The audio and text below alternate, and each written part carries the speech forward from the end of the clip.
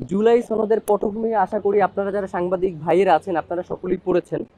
জুলাই সনদের শুরুতেই যে পটভূমিটা দেওয়া আছে সেখানে আমার কাছে মনে হয়েছে বা আমাদের ইনকিলাব মঞ্চে যারা আছি আমাদের কাছে একটা বিষয় দৃষ্টিগোচর হয়েছে যে জুলাই সনদের বেশ কিছু বিষয় ইচ্ছাকৃতভাবে এড়িয়ে যাওয়া হয়েছে।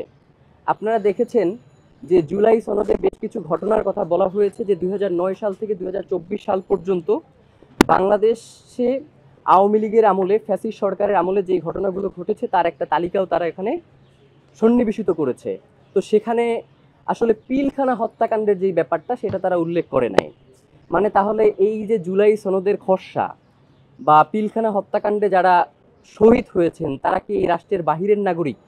মানে তাদেরকে স্বীকৃতি দিতে রাষ্ট্রের এত ভয় কেন?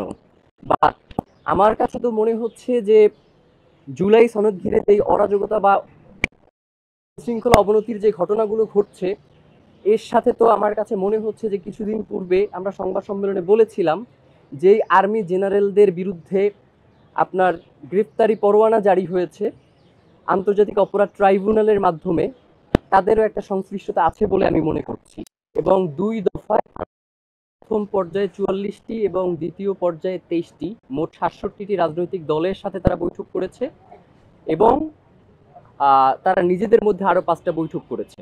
তো টোটাল তারা 72টা জাতীয় ঐক্যমত কমিশনের বৈঠকের পরে যেই খসড়াটা জুলাই সনদের যে খসড়াটা গতকালকে তারা স্বাক্ষর করলো 17ই অক্টোবরে, তো এই খসড়ায় আমরা বেশ কিছু প্রক্রিয়ার অস্পষ্টতা দেখতে পেয়েছি এবং সেই শহীদ পরিবার এবং যারা অঙ্গহানি ঘটেছে সেই সকল আহত ভাইদের এবং বোনদের প্রতি পুলিশের যেই আক্রমণ সেটার আমরা তীব্র নিন্দা এবং প্রতিবাদ জানাচ্ছি। এবং সেই সাথে বিএনপির সালাউদ্দিন আহমেদ তিনি জুলাই যোদ্ধাদের ব্যাপারে যেই মতামত বা যেই বক্তব্য দিয়েছেন সেটার আমরা তীব্র প্রতিবাদ এবং নিন্দা জানাই। এবং আমরা মনে করি যে সালাউদ্দিন আহমেদ তিনিও একজন আজকে এই জুলাই হওয়ার পিছনে তারও ভূমিকা রয়েছে।